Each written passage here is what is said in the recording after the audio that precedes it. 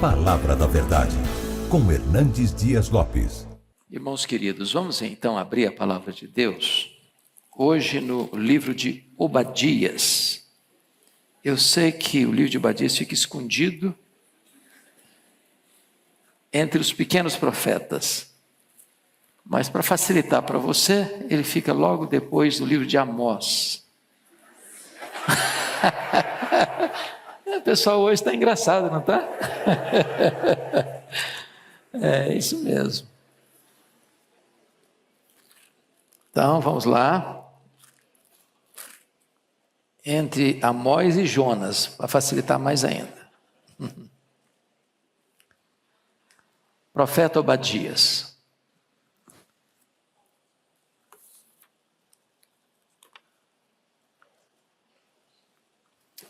Convido você para acompanhar a leitura, então. Pode baixar um pouquinho só o retorno, por gentileza. Visão de Obadias. Assim diz o Senhor Deus a respeito de Edom. Temos ouvido as novas do Senhor, e às nações foi enviado um mensageiro que disse: levantai-vos e levantemo-nos contra Edom para a guerra. Eis que te fiz pequeno entre as nações, tu és muito desprezado. A soberba do teu coração te enganou, ó tu que habitas nas fendas das rochas, na tua alta morada. E dizes no teu coração: quem me deitará por terra? Se te remontares como a águia e puseres o teu ninho entre as estrelas, de lá te derrubarei, diz o Senhor. Se viesse a ti ladrões ou roubadores de noite, como está destruído, não furtariam só o que lhes bastasse? Se a ti viessem os vindimadores, não deixariam pelo menos alguns cachos? Como foram rebuscados os bens de Esaú? Como foram esquadrinhados os seus tesouros escondidos? Todos os teus aliados te levaram para fora dos teus limites, e os que gozam da tua paz te enganaram, prevaleceram contra ti. Os que comem o teu pão puseram armadilhas para os teus pés. Não há em Edom entendimento. Não acontecerá naquele dia, diz o Senhor, que farei perecer os sábios de Edom e o entendimento do monte de Esaú. Os teus valentes, ó Temã, estarão atemorizados, para que do monte de Esaú seja cada um exterminado pela matança. Por causa da violência feita a teu irmão Jacó, cobrir-te-á vergonha e serás exterminado para sempre. No dia em que, estando tu presente, estranhos lhe levaram os bens, e estrangeiros lhe entraram pelas portas e deitaram sorte sobre Jerusalém, tu mesmo eras um deles. Mas tu não devias ter olhado com prazer para o dia de teu irmão, o dia da sua calamidade, nem ter te alegrado sobre os filhos de Judá no dia da sua ruína, nem ter falado de boca cheia no dia da angústia. Não devias ter entrado pela porta do meu povo no dia da sua calamidade. Tu não devias ter olhado com prazer para o seu mal no dia da sua calamidade, nem ter lançado mão nos seus bens no dia da sua calamidade. Não devias ter parado nas encruzilhadas para exterminares os que escapassem, nem ter entregado os que lhe restassem no dia da angústia. Porque o dia do Senhor está prestes a vir sobre todas as nações. Como tu fizeste, assim se fará contigo. O teu mal feito tornará sobre a tua cabeça. Porque como bebestes no meu santo monte, assim beberão. De contínuo todas as nações beberão, sorverão e serão como se nunca tivessem sido. Mas no monte Sião haverá livramento. O monte será santo, e os da casa de Jacó possuirão as suas herdades. A casa de Jacó será fogo, e a casa de José chama, e a casa de Esaú restolho.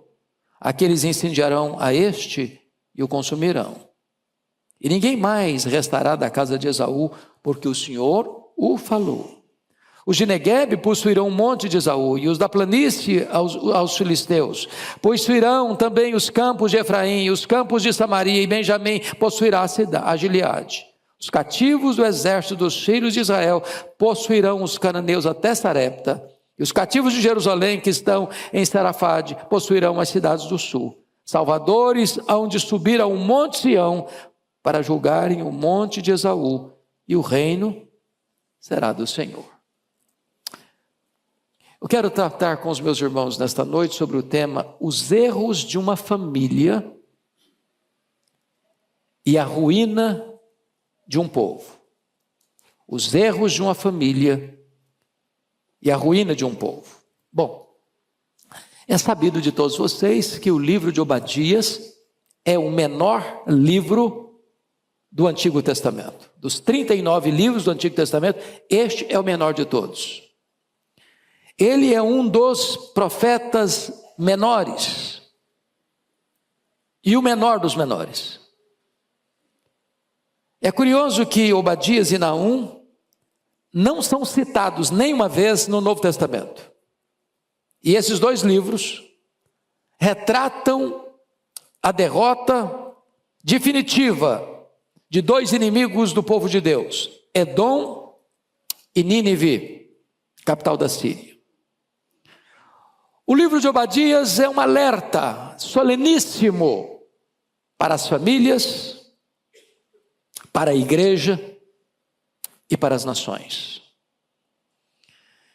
Mostra para nós que o erro hoje de uma família, se não tratado convenientemente, pode se espalhar, pode reverberar, e isso pode atingir futuras gerações e atingir nações. O ponto aqui, meus amados irmãos, começa com uma família. Família de Isaac, família de Rebeca. Esse casal, que teve um casamento belíssimo, em amor. Este homem que vem de uma família muito importante na história, ele é filho de Abraão, herdeiro único de uma grande fortuna e de uma grande herança espiritual. Casa-se com Rebeca, ela é estéril. Ele orou 20 anos, para o ventre dela ser curado. Depois de 20 anos de oração, Deus faz um milagre. Nascem Esaú e Jacó. 2 filhos, 2 nações dentro do ventre, irmãos gêmeos, nações que nasceram do mesmo ventre. Jacó é o pai dos judaítas, Esaú é o pai dos edomitas.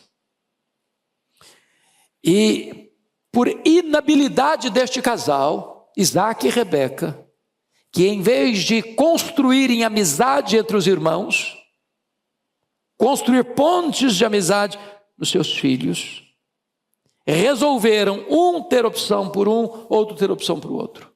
Isaac amava mais Esaú, Rebeca amava mais Jacó. E em vez dos filhos crescerem unidos, tornaram-se competidores, inimigos, rivais. E essa rivalidade avançou para dentro da história. E o que nós lemos hoje aconteceu 1500 anos depois. Esse ódio ainda está permanecendo. E o que está acontecendo? Os filhos de Jacó, povo de Jerusalém, está sendo saqueado, invadido, massacrado pelos caldeus. E os irmãos de Jacó, os edomitas, estão celebrando, estão batendo palmas, estão junto com os inimigos, estão celebrando no dia da angústia do povo de Jacó. E mais, estão entrando dentro da cidade, saqueando os bens dos seus irmãos. Estão nas encruzilhadas, os que tentavam escapar, eles matavam, os que não conseguiam matar, e entregavam para os caldeus para que eles fossem mortos. E então Deus está aqui trazendo juízo sobre Edom, porque lá há 1500 anos, um pai e uma mãe não tiveram sabedoria para criar os seus filhos como amigos. E eu, à guisa de introdução, quero destacar 3 pontos. Primeiro, nunca subestime os pequenos problemas. Eles podem se tornar um grande mal. Preste atenção nisso. Esses 2 povos, Israel e Edom, nasceram de um mesmo ventre. Foram filhos de um mesmo pai, de uma mesma mãe. Beberam o mesmo leite materno. Foram criados na mesma casa, sob as mesmas instruções. Mas o ódio de um pelo outro foi tal que ao longo dos anos, esses 2 países viveram inimizados. E agora, um deles, os edomitas, massacram o seu irmão, quando o seu irmão está vivendo o dia mais triste da sua desventura. E o resultado é o juízo peremptório de Deus vindo sobre os edomitas. Olha o verso 10 comigo. Por causa da violência feita a teu irmão Jacó, cobrir-te-á vergonha e serás exterminado para sempre. Primeiro ponto, então, não subestime os pequenos problemas, porque eles podem se tornar um grande mal amanhã. Segundo ponto da introdução é que uma grande bênção pode se transformar numa grande tragédia quando deixamos as nossas vaidades pessoais nos dominarem. A família de Isaac e Rebeca era para ser uma grande bênção. Isaac orou 20 anos para os meninos nascerem, e eles nasceram. Podia ser uma grande bênção para o mundo, mas por uma questão de vaidade, eles não souberam criar os filhos. Isaac gostava mais do Esaú, Rebeca gostava mais do Jacó, por pura vaidade pessoal, sem qualquer orientação divina nessas preferências e predileções. E aquele casamento foi se desgastando, o casal não conversava mais, Rebeca escutava o Isaac atrás da porta, o diálogo acabou naquele lar, a inimizade se espalhou entre os descendentes, e agora nós estamos colhendo esta amarga safra da inimizade que foi plantado dentro da casa de alguém que devia servir a Deus com integridade. Terceiro ponto da minha introdução. Não tente mudar os desígnios de Deus, nem manipular a Deus. Por que aconteceu? O Isaac, sabendo que Deus havia dito que o mais velho serviria o mais moço e que o projeto da redenção passaria por Jacó, ele tentou manipular e mudar isso. Chamando Jacó, Esaú particularmente, vem cá meu filho, faça uma refeição para mim, porque eu vou abençoar você. E ele sabia que abençoar você seria transferir a bênção que Deus disse que era para Jacó, para Esaú. Ele tentou mudar os planos de Deus. Com Deus você não tem quebra de braço e vencer não. Ninguém luta contra Deus e prevalece. Os planos de Deus não podem ser frustrados. Por outro lado, diz a Bíblia que Rebeca tenta manipular a situação, dando uma mãozinha para Deus, como se Deus precisasse de uma mãozinha nossa para cumprir seus planos. Diz, vem cá meu filho, o seu pai vai abençoar o Esaú, então nós vamos fazer o seguinte, eu sei que Deus prometeu, mas eu preciso fazer, eu preciso agir, agora é comigo, agora é do meu jeito, agora é do meu modo, você vai fingir que você é Esaú, e você vai lá e roubar astuciosamente a bênção que o seu pai vai dar para o seu irmão. Deixa eu lhe dizer uma coisa, Deus não precisa da nossa ajuda para cumprir os seus planos não, Ele é soberano. Não queremos e não podemos manipular os planos de Deus do nosso jeito, do nosso modo. Pois bem, dito isso, é preciso então dizer que nós não podemos interpretar o livro de Obadias sem entender o que de fato aconteceu na casa de Isaac e de Rebeca. Eu queria aí brevemente recordar a vocês. Primeiramente, diz Gênesis 25, 22, que há uma luta na barriga da Rebeca, no ventre da Rebeca. Os meninos lutavam dentro do ventre dela, num prenúncio até de que 2 nações brigavam dentro do ventre dela. Aí depois vem em segundo lugar o erro dos pais. Porque eles poderiam ter revertido isso. Notinha de rodapé. Notinha de rodapé. Quem tem mais de um filho aqui? Os casais que têm mais de um filho, levanta a mão. Obrigado. Vocês sabem disso. Os nossos filhos não são naturalmente unidos. Não são. Sobretudo quando tem dinheiro envolvido. Dinheiro não tem liga. Dinheiro não tem amálgama. Dinheiro divide. Quando você vê uma família com os filhos unidos, pode saber de uma coisa: tem um pai e tem uma mãe por trás costurando esta amizade. Cuide para que seus filhos sejam amigos, sejam unidos. Isaac e Rebeca não fizeram isso.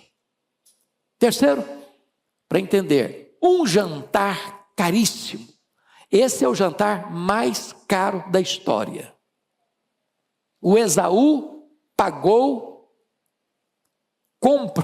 o Jacó comprou do seu irmão Esaú o direito de primogenitura com um prato de lentilhas, com a sopa. Foi o cardápio mais caro da história. Mostrando que ele era profano. Mostrando que ele não dava valor às coisas espirituais. Mostrando que as coisas materiais é que dominavam a mente e o coração dele. Agora preste atenção, esses povos todos ao redor de Israel tinham deuses. Os amonitas tinham, os moabitas tinham, os filisteus tinham, todos os povos tinham. Mas você não vai encontrar na Bíblia os deuses dos edomitas. Eles não tinham outros deuses. Sabe qual era o deus deles? A matéria, as coisas. Eles eram materialistas. Eles amavam as coisas, eles matavam pelas coisas, eles roubavam pelas coisas, eles eram totalmente materialistas. E é exatamente o que está acontecendo aqui. Na calamidade do seu irmão, eles estão lá saqueando, roubando, tomando, espoliando. Quarta coisa para entender, é uma mentira muito astuciosa, mentira que o Jacó contou para o pai, pela orientação da mãe.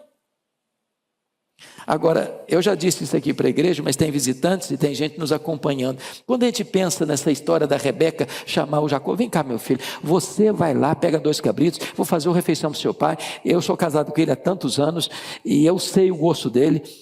Então fazer o seguinte: você vai se fingir de Esaú. Eu vou botar em você as roupas de Esaú. Vou pegar a pele do cabrito e botar no seu braço, para o seu pai, se apalpar você, se cheirar você, vai saber que você é Esaú. A gente pensa que o Jacó era um adolescente. Sabe quantos anos tinha o Jacó? Nesse tempo da grande mentira? 77 anos. 77 anos. Manipulado pela mãe. Bom, mas tem outra coisa para você entender. O ódio violento. Gênesis 27, 41. A Bíblia diz que Esaú tomou a decisão de matar o seu irmão. E a pessoa, quando meu pai morrer, pensou que o pai dele ia morrer logo. Eu vou matá-lo. A Rebeca chama Jacó, diz: sai de casa agora, meu filho, vai lá para casa do meu irmão. Daqui a pouquinho eu mando chamar você. Sabe quanto ele ficou lá na casa do irmão dela? 20 anos. Sabe o que aconteceu? Quando Jacó voltou, a sua mãe já estava morta. Sabe qual foi a grande preocupação do Jacó ao voltar para casa e encontrar seu irmão? E ele ficou sabendo que o seu irmão estava vindo ao encontro dele com 400 homens armados. E ele fica apavorado. Quis a providência de Deus que os dois se reconciliassem, mas nunca conviveram, nunca viveram juntos, e os seus descendentes nunca se deram um com o outro. Sabe por quê? Porque aquela hostilidade nunca mais cessou. E eu preciso que você compreenda isso para você entender melhor o texto que nós vamos trabalhar daqui a pouquinho. Quando você vai lá para Êxodo, eles estavam saindo do Egito, Moisés pediu aos descendentes de Esaú, os edomitas: permita-nos passar pela sua terra. Nós não vamos pegar água, nós não vamos comer nada, não vamos tirar nada, só nos deixe passar. Sabe qual a resposta dos edomitas? Não! Não permitimos. Se nós bebermos da água do poço, nós pagaremos, deixa-nos passar. Não! Não permitiram. Inimizade. Sabe quanto tempo tem isso? de Jacó esse período aí? 400 anos. 4 séculos não conseguiu apagar a mágoa, o ódio entre os descendentes desses 2 irmãos. Mas depois, em segundo lugar, lá em Números 20, 18, tem algo interessantíssimo aí. Está escrito o seguinte: porém Edom lhe disse, não passarás por mim, para que eu não saia eu de espada ao teu encontro. Agora não é só não deixar não, se você tentar passar, eu vou atrás de você com espada, eu vou matar você. Terceiro lugar, é preciso, só no livro que está do lado aí, Amós capítulo 1, versículos 11 e 12, preste atenção no que Amós vai dizer. Amós capítulo 1, verso 11 e 12. Assim diz o Senhor, por 3 transgressões de Edom, e por 4 não sustarei o castigo, porque perseguiu a seu irmão a espada, e baniu toda a misericórdia, e a sua ira não cessou de despedaçar, e reteve a sua indignação para sempre. Sabe aquele camarada que tem ódio, e a ira não passa, ele está odiado hoje, está odiado amanhã, está odiado mês que vem, está odiado na próxima vida, está odiado na próxima geração, nunca cessou de odiar. Um problema que começou lá atrás, na casa de um homem e de uma mulher crentes. Mas tem mais. Se você perceber, o terceiro conflito está lá em Malaquias, e é preciso entender isso para você compreender o texto de Obadias. Malaquias capítulo 1, versículos 2 a 5, está escrito o seguinte: olha o juízo de Deus. Eu vos tenho amado, diz o Senhor, mas vós dizeis, em quem nos tem amado? Não foi Esaú, irmão de Jacó? Disse o Senhor, todavia amei a Jacó, porém aborreci a Esaú, e fiz dos seus montes uma assolação, e dei a sua herança aos chacais do deserto. Se Edom diz, fomos destruídos, porém tornaremos a edificar as ruínas. Então diz o Senhor dos exércitos, eles edificarão, mas eu destruirei, e Edom será chamada terra de perversidade, o povo contra quem o Senhor está irado para sempre. Os vossos olhos o verão, e vós direis, grande é o Senhor, também fora dos limites de Israel. Já que o seu ódio não cessa, diz Deus, então a minha ira contra você também não vai cessar. Pois bem, mas vamos para o final. Quando você vai lá para o Novo Testamento, o Império Romano domina o mundo. 63 a.C., Pompeu conquista Israel, agrega ao Império Romano. E Pompeu nomeia quem como rei? Herodes o Grande. Quem é Herodes o Grande? Membro da família Edomeia. Quem são os edomeus? Os descendentes de Esaú. Qual a postura de Herodes em relação aos judeus? De ódio. Manda matar as crianças de Belém, Herodes o Grande. Herodes Antipas, o segundo Herodes, manda matar João Batista. Herodes Agripa I manda matar o apóstolo Tiago. Herodes Agripa II zombou de Paulo. Por pouco Paulo me persuades a fazer um cristão com zombaria. Sabe o que acontece? Nunca mais você vai escutar sobre esse povo. Nunca mais. Então nós vamos ver agora com o texto, volta lá para Obadias comigo, e vamos dar uma olhadinha quais foram as maldades que eles praticaram contra o povo de Judá, quando Jerusalém estava sendo saqueada, atacada pelos caldeus. Em primeiro lugar, confira aí comigo o versículo 10 e 11 de Obadias. Edom luta contra seu irmão em vez de defendê-lo. Leia comigo, por favor, versos 10 e 11 de Obadias. Vamos juntos? Por causa da violência feita a teu irmão Jacó, cobrir-te-á vergonha, serás exterminado para sempre. No dia em que, estando tu presente, estranhos levaram os bens, e estrangeiros entraram pelas portas, e deitaram sorte sobre Jerusalém, tu mesmo eras um deles. Estava lá, junto com os saqueadores, junto com os espoliadores, junto com os opressores, no meio deles, fazendo o mesmo que eles estavam fazendo. Luta contra o seu irmão, em vez de defendê-lo. Segundo, Edom se alegrou com a derrota de seu irmão, em vez de chorar com ele. Leia o verso 12 comigo agora, de Obadias. Versículo 12, toda a igreja comigo. Mas tu não devias ter olhado com prazer o dia de teu irmão, o dia da sua calamidade, nem ter te alegrado sobre os filhos de Judá no dia da sua ruína, nem ter falado de boca cheia no dia da sua angústia. Meus irmãos, é muita crueldade. Você está feliz da vida porque o outro está sofrendo. Você está batendo palmas porque o outro está sendo massacrado. Está enchendo a boca de riso porque o outro está sendo destruído. Isso não passou em branco aos olhos de Deus. Terceiro, Edom pilhou os bens de seus irmãos no dia da sua calamidade em vez de socorrê-lo. Versículo 13, leia comigo toda a igreja, por favor. Não devias ter entrado pela porta do meu povo no dia da sua calamidade. Tu não devias ter olhado com prazer para o seu mal no dia da sua calamidade, nem ter lançado mão nos seus bens no dia da sua calamidade. Você percebeu aqui? Eles estão lá junto com os caldeus, roubando, saqueando, espoliando seus irmãos, em vez de defender os seus irmãos. Mas finalmente, Edom ajudou a matar os seus irmãos em vez de protegê-los. Olha o versículo 14, leia o 14 comigo. Não devias ter parado nas encruzilhadas para exterminar os que escapassem, nem ter entregado aos que lhe restassem. Duas coisas. Pararam na encruzilhada primeiro para quê? Para matar quem está tentando fugir. E os que tentavam e eles não conseguiam matar, capturavam e entregavam para os caldeus matarem.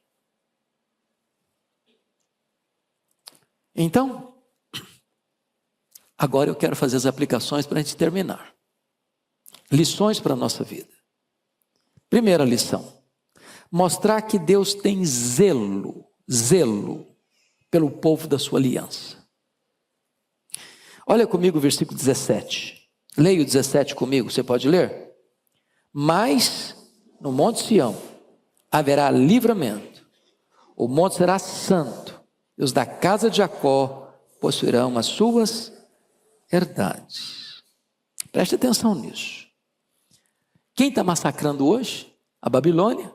Quem está massacrando hoje? Edom. Quem está sendo massacrado hoje? O povo de Judá. Naquele momento todo mundo pensa: Judá acabou, está arrasado, cidade arrasada, templo arrasado, povo passado ao fio da espada, muitos levados como escravos para a Babilônia. Os que ficaram debaixo de opressão, de inimigos ao redor, com pobreza, com miséria, com muros quebrados, com portas queimadas, com tudo destruído. Só que Deus está no trono. E de repente aqueles que estão lá no topo da pirâmide vão escorregar e vão lá para baixo. Os que estão lá embaixo vão subir para o topo da pirâmide. Porque onde está a Babilônia hoje? Acabou. Onde está Edom hoje? Acabou. Onde está o povo de Deus hoje? Honrado pelo Senhor. Então preste atenção nisso. Quem comanda a história é Deus. Deus reverte o quadro. Deus reverte o diagnóstico. Deus muda o cenário. Segunda lição prática: mostrar que o orgulho precede a ruína. Olha comigo os versos 2 a 5. Vamos ler de novo, 2 a 5, todos juntos.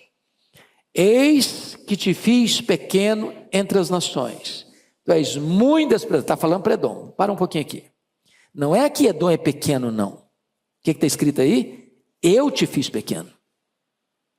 Eu te fiz desprezível.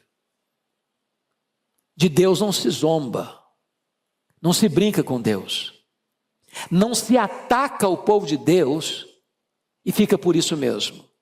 Versículo 3, comigo. A soberba do teu coração te enganou, ó tu que habitas nas fendas das rochas, na alta morada, e diz o teu coração: quem me deitará por terra? Versículo 4.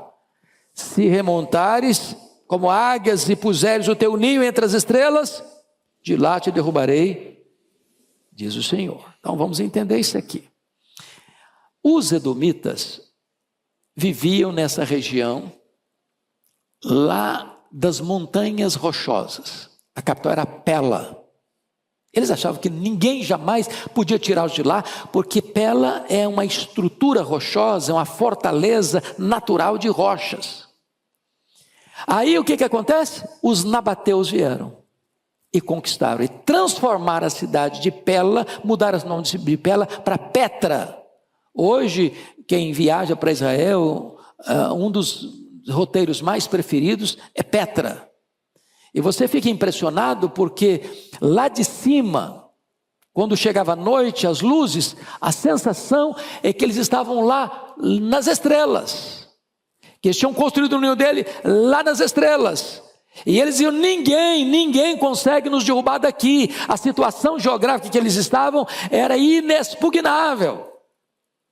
E aí Deus está dizendo o seguinte: ainda que vocês coloquem o ninho de vocês lá nas estrelas, porque parecia que eles estavam entre as estrelas, nas alturas excelsas dos penhascos, de lá eu te derrubarei, diz o Senhor. Por quê? Por causa da soberba do coração que enganou você. Ninguém mantém-se soberbo sem ser derrubado das alturas da sua soberba, da sua arrogância, da sua presunção. Terceira lição prática: mostrar que ninguém está seguro, escarnecendo dos princípios de Deus. Meus irmãos, o homem que zomba de Deus, ele pode até num dado momento ser mais forte. Num dado momento ele pode prevalecer. Naquele dia estava prevalecendo. Era o dia da calamidade de Judá. Deus estava entregando Judá nas mãos dos seus inimigos. Mas o fato de Deus entregar Judá nas mãos dos seus inimigos não dava ao irmão Edom o direito de aproveitar daquela calamidade para massacrá-los ainda mais, para espoliá-los ainda mais, para feri-los ainda mais, para matá-los ainda mais. Deus viu nessa atitude de soberba, de arrogância, uma atitude insuportável. E então Deus suscitou os árabes nabateus contra Edom. E os edomitas foram completamente erradicados dessa região de Petra. E eles foram completamente destruídos no ano 70, quando Tito Flávio destrói Jerusalém. Os descendentes de Esaú estão nessa região também e são completamente destruídos, e não tem mais no mapa este povo na história. Deus está exercendo o seu juízo, e o juízo final e completo sobre eles. Quarta lição prática: mostrar que aqueles que semeiam o mal colherão o próprio mal que semearam. Olha o verso 15 comigo. Leia o 15 comigo, por favor, todos juntos. Porque o dia do Senhor está prestes a vir sobre todas as nações. Como tu fizeste, assim te fará contigo. O teu mal feito tornará sobre a tua cabeça. Preste atenção aqui. O dia do Senhor está prestes a vir sobre quantas nações? Sobre todas as nações. As nações cristãs, as nações pagãs, as nações ateias, as nações que oprimem o povo de Deus, as nações que favorecem o povo de Deus. Todas terão que passar pelo julgamento de Deus. Então, entendamos isso, irmãos. Não dá para semear o mal e colher o bem. Chama atenção de novo. Essa tragédia histórica, que tem 2000 anos de história, nasceu como uma semente lá na casa de Isaac e de Rebeca. Cuidado para que os pequenos problemas hoje não se tornem tempestades convulsivas amanhã. Quinta lição prática: mostrar que o povo de Deus, mesmo sendo humilhado hoje, triunfará amanhã. Olha comigo, por gentileza, o versículo 17. Você pode ler o 17 comigo? Vamos juntos? Mas no Monte Sião haverá livramento, o monte será santo, e os da casa de Jacó possuirão as suas herdades. Hoje Jacó está sendo massacrado, mas amanhã o quadro vai mudar. Meus irmãos, os cristãos podem ser perseguidos, os cristãos podem ser presos, os cristãos podem ser expoliados, os cristãos podem ser martirizados, mas a vitória é de Cristo e da igreja de Cristo. O povo de Deus será honrado pelo Senhor. Finalmente, em penúltimo lugar, sexto lugar, mostrar que o reino de Deus triunfará sobre todos os reinos do mundo. Olha o verso 21 comigo, por gentileza. Toda a igreja comigo.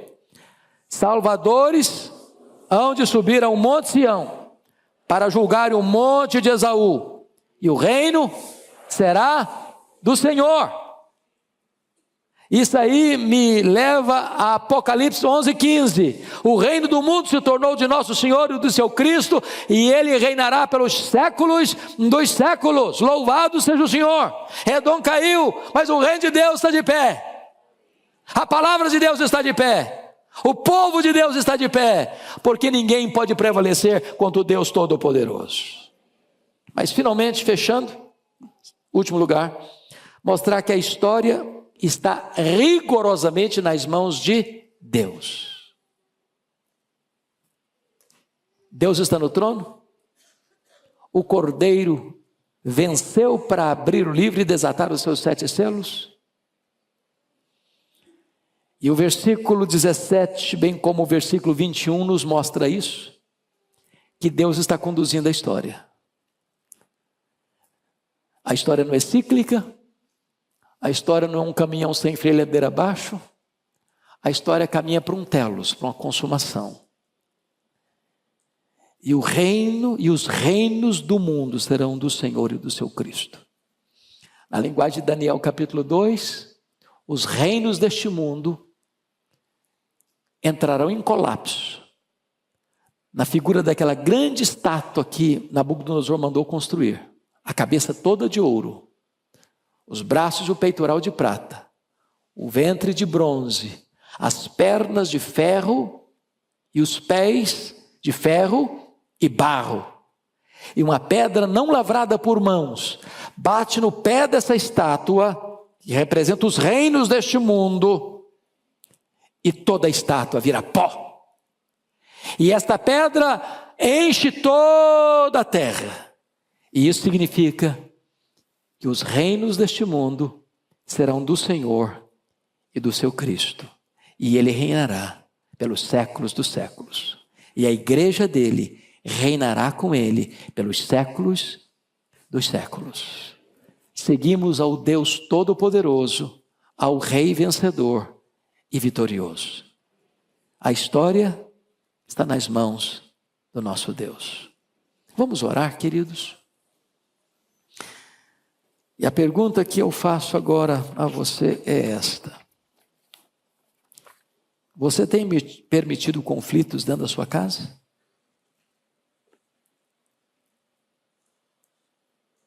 Você tem construído pontes de amizade entre os seus filhos? Você se empenha deliberadamente para que os seus filhos sejam amigos? Você patrocina momentos para que os seus filhos estejam juntos? Não permita que os pequenos problemas de hoje virem grandes problemas amanhã.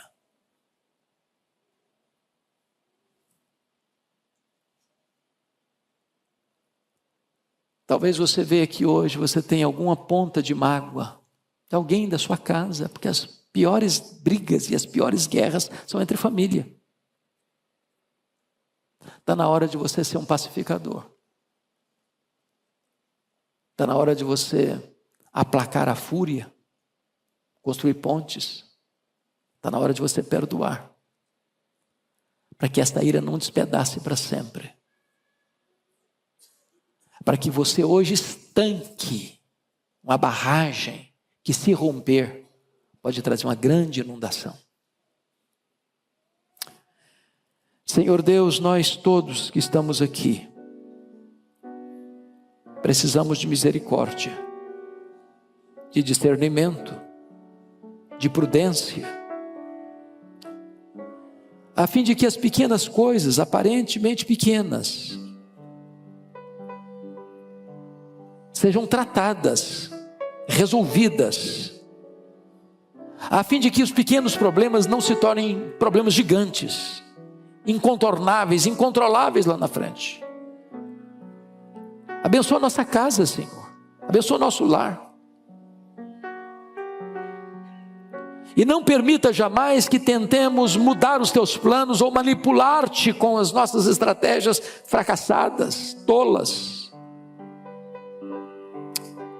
Por amor do teu nome, Senhor, ajuda-nos a compreender que és soberano, tu estás no trono, que tu estás dirigindo a história, e que ninguém pode insurgir-se contra ti, contra o teu povo, sem sofrer severas sanções dessa loucura. Que ao mesmo tempo nós nos aquietemos nos teus braços, mesmo sabendo que tantas vezes podemos ser injustiçados, perseguidos, maltratados, acuados, acusados, perseguidos, martirizados. Mas certamente a vitória é de Cristo e do teu povo, ó Deus. E nós nos alegramos em ti nesta noite, porque numa noite missionária, onde o teu povo compreende que o campo é o mundo, nós queremos ser, Deus, esse luzeiro a brilhar. Nós queremos ser a esperança, levando a esperança do Evangelho e anunciando Cristo, que é a esperança verdadeira, a fim de que os povos se rendam a Jesus, a fim de que os povos se submetam à tua soberania, em vez de se insurgirem contra ti. Que os povos te conheçam e te adorem, Senhor, para que cumpramos assim a nossa missão de testemunhas de Cristo.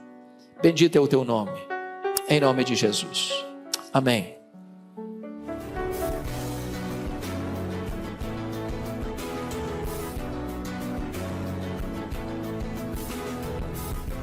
Palavra da Verdade, com Hernandes Dias Lopes.